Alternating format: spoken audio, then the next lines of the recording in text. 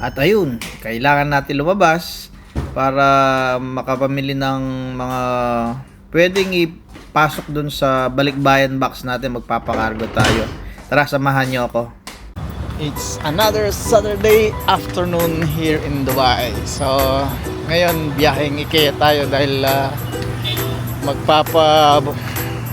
ano tayo ng balikbayan box dahil yan, tamang-tama yung dating natin. Mukhang may mga sale sila dito.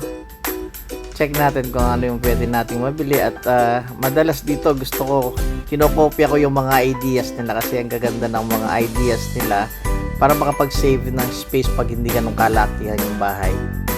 So, tara, pasok tayo at let's explore.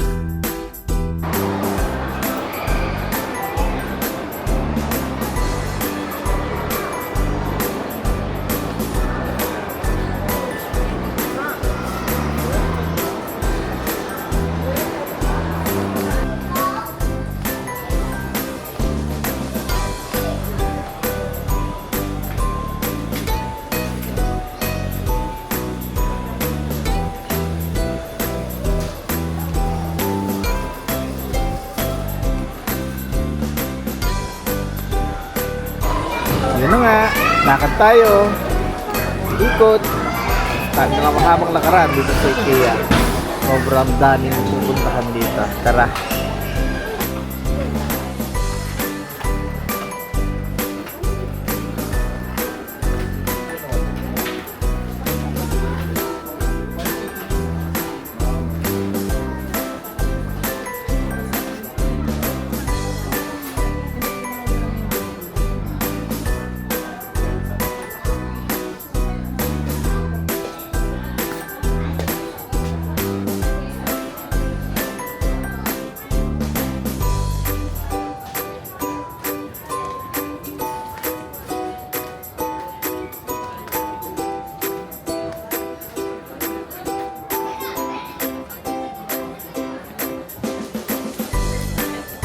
Ito ang isa sa favorite spot ko dito sa IKEA about sa mga kitchen. Ayan, medyo maingay yung kabalin. Maingay kaming mga kapumpangan talaga, malalakas ang boses. Yan o, yan ang mga gustong-gusto kong kinokopya. Mahilig tayo mag-DIY eh. Sige, tuturuan ko rin kayo kung paano mangopya. Ito rin, ang ganda ng pagkakadesign, no? Napakanit ng design ng cabinet na to. Kaanlinis tignan. Exhaust or chimney. Hindi ba masusunog ang cabinet sa gilid yan kapag may mga oven na ganyan? Pa-comment naman po. Ito, kailangan natin sa kitchen renovation natin. Meron kasi akong nabiling gas stove na 90 cm yung haba niya. So more or less, ito ang magiging fit sa kanya. Kano kaya siya? Alright. More or less, it's around 15,000 pesos. So, pag-iipunan natin at nang maisama rin sa box natin. So, sa kanan natin, meron din mga ibang mga lababo, gripo. Sarap lang kasi gumawa ng DIY. Ano, tingnan nyo natin. Oops. Almost, it's around 20,000 para sa gripo. Pass muna tayo dyan. Dito na tayo. Bilis-bilis mo yung masyadong mahal yan. Ito tayo yung sa affordable lang para lang pambisyo sa paggawa-gawa natin ng kung ano-ano sa bahay. Ayan. So ito, sa 20,000 pass.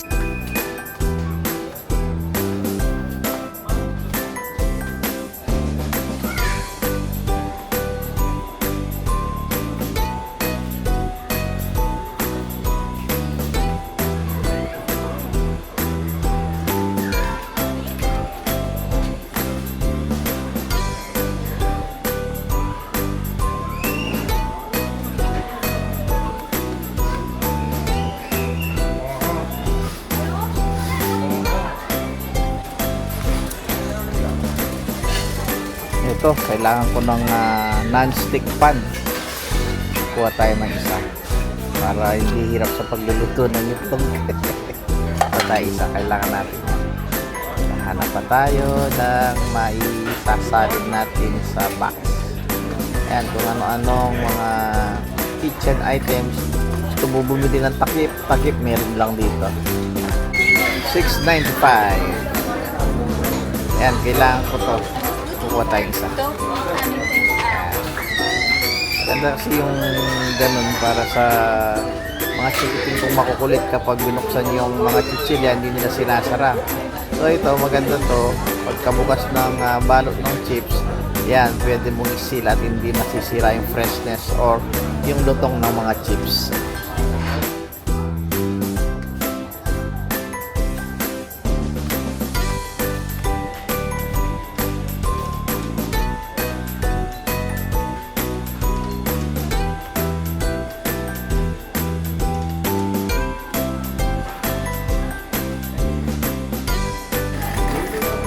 So ayan, dito naman tayo sa area ng mga curtains. So hanap-hanap tayo kami mura na pasok sa budget.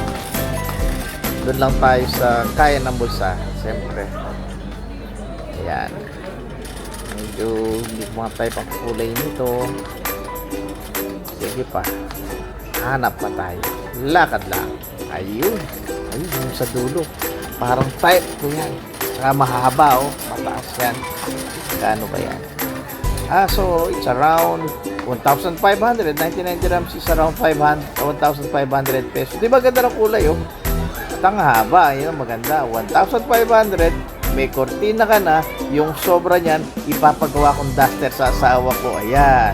Kaya meron din ang tinatawag na kukur, eh. Kukurtinahin ang duster ng misis ko.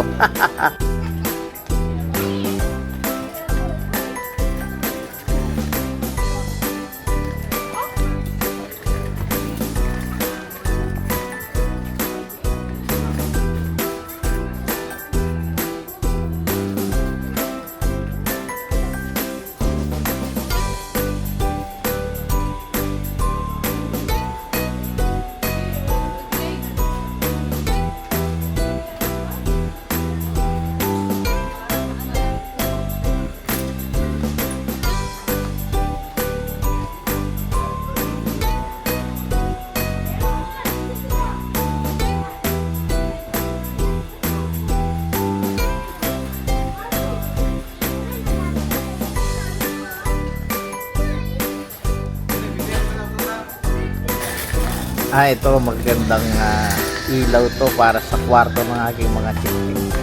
Kikito, kaganda, oh.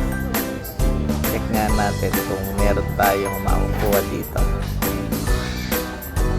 Ganda, yan.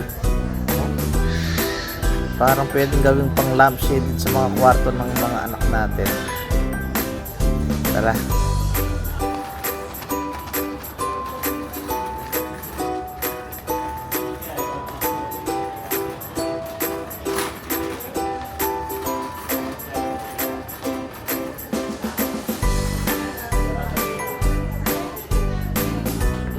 Go, 29 dirhams.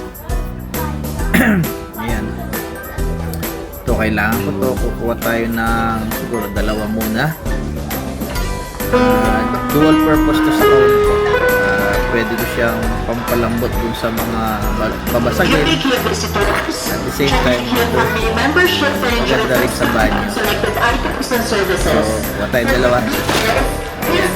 Doon na tayo sa kabila. Ito, kailangan ko rin ng mga to. Hanap tayo ng rug sa toilet bowl natin. Ayan, ito. Kuha tayo ng ganda ba? Ayan. Ayan, sige. Kuha tayo, subukan natin. Kuha tayo ng isa. Alright. So, pwede na yan. Padagdag din sa box natin. Medyo mura-mura. Alright.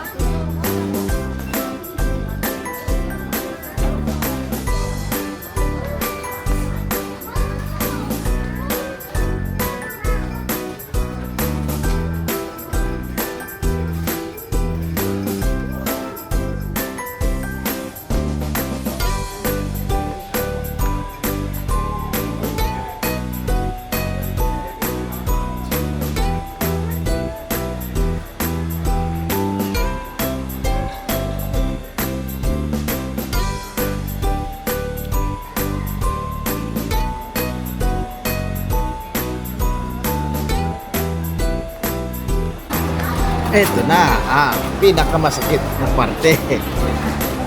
Bayaran. Ayan, ang haba ng pila sa cashier. Ito pa naman hindi ko talent ang mag-aantay ng matagal. Wala talaga ako pasensya mag-aantay. Doon na lang tayo sa baka may express lane.